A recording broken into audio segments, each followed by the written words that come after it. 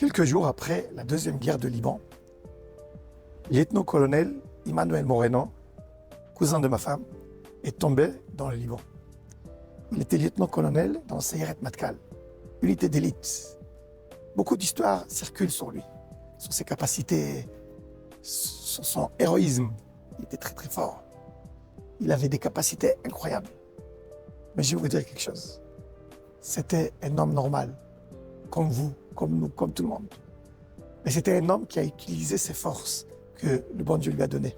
Les yeux, le cœur et la tête. Il regardait avec ses yeux, il ratait rien. Il regardait chaque moindre de détail pour pouvoir analyser. Il sentait avec son cœur qu'est-ce qu'on devait faire, c'est quoi les meilleures décisions. Et il ne laissait pas ses sentiments lui gérer sa vie. Il utilisait sa tête, son cerveau pour mener le cœur. Moar Shalit à la lèvre.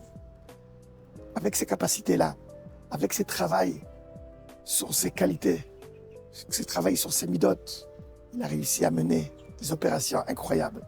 Il a réussi à se travailler lui-même sur ses qualités, sur ses midotes. Imaginez-vous, lieutenant-colonel dans une unité d'élite qui est dans un bureau, son bureau à lui, et il ne se croit pas à celui-là qui sait tout, qui comprend tout. Il n'arrêtait pas de travailler sur lui-même. Il avait 3 livres importants sur sa table. Il avait le livre du Tanya, il avait l'Ikouté Moharan et il avait Mesilat Yesharim. Et des fois, Chovat Alevavot. Et il avait un petit carnet où il écrivait chaque chose. Et il écrivait aussi sur quelle qualité je vais travailler cette semaine, sur quelle qualité je vais travailler aujourd'hui. Et il prenait ça comme une opération militaire. Comment travailler sur mes qualités intérieures. Et comme ça, il réussit à changer sa vie et la vie de beaucoup de personnes. Aujourd'hui, on est le jeudi 25 Menachem Av. C'est le jour de son décès, le jour où il est tombé. C'est vraiment collé aux 11 mois de son neveu qui est tombé cette année, 4 jours après le début des batailles de Simchat Torah. Il y avait des terroristes qui ont été cachés dans les sables à Zikim. Ils étaient cachés là-bas depuis Shabbat, depuis qu'ils sont rentrés, ils ont assassiné le peuple d'Israël. Ils étaient cachés là-bas, et 4 jours après, ils étaient là-bas, ils ont tiré sur lui, ils l'ont tué. C'est des personnes, des héros, des personnes qui sont héros pas parce qu'ils ont réussi la guerre. Oui, ils ont sacrifié leur vie pour nous.